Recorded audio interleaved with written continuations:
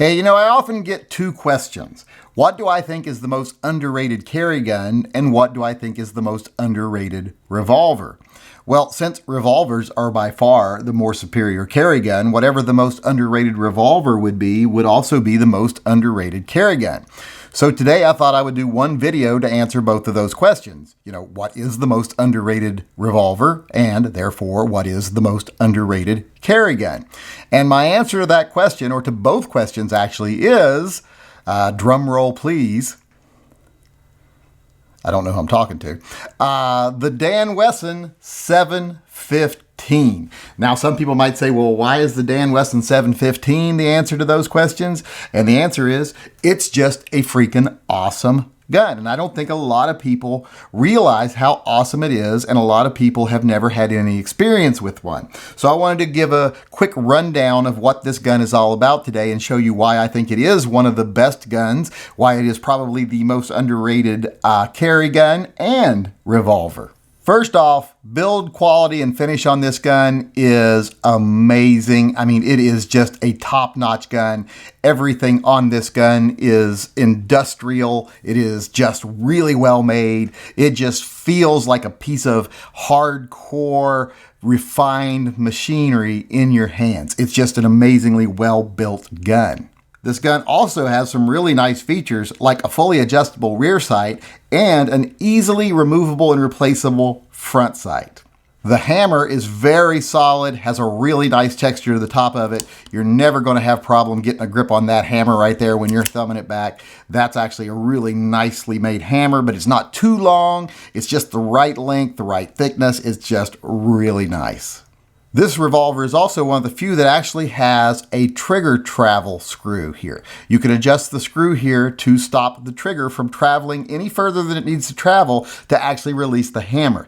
That's actually a very nice feature on this revolver.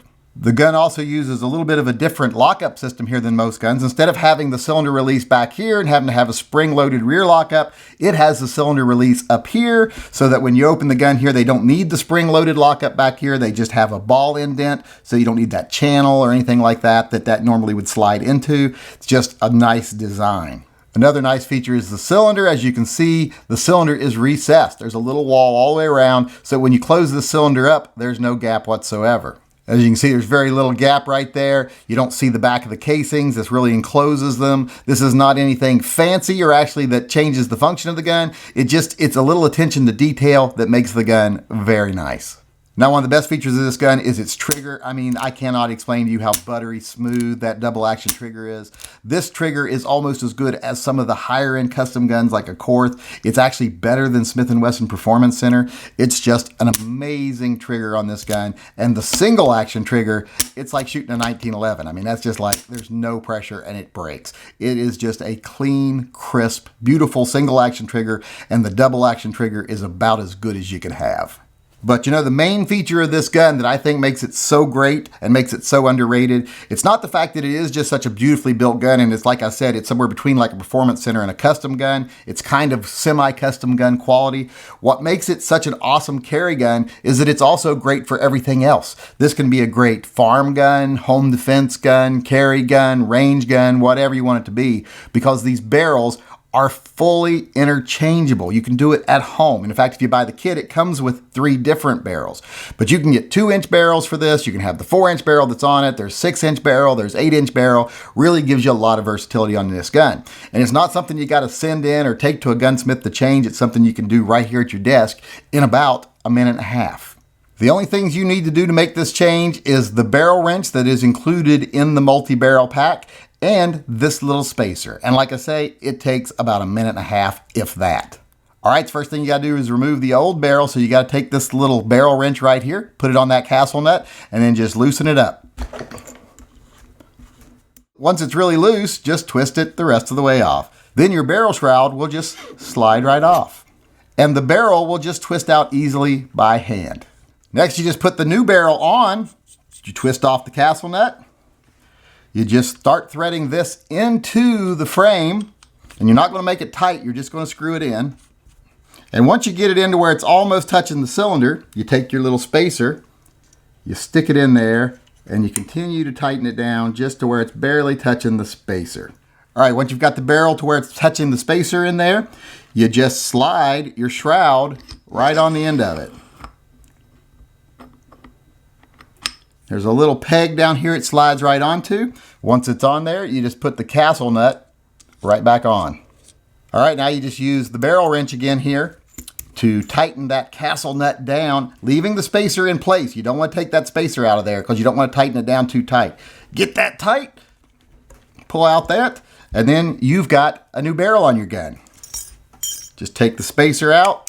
And now you have a great 6-inch beast here that's great for home defense or defense around the farm. You're just carrying around the farm. Just an awesome gun. And there's also an 8-inch barrel if you want to get even longer for the range, if you want to do some accuracy shooting. But I'm not going to put that one on here because you can't really get it in the frame very well. But as you can see, you can have that 4-inch barrel for whatever use you want to have it for. You got this 6-inch barrel for when you want a little more oomph, an 8-inch barrel for when you want super accuracy, or even a snub nose while still just having one gun.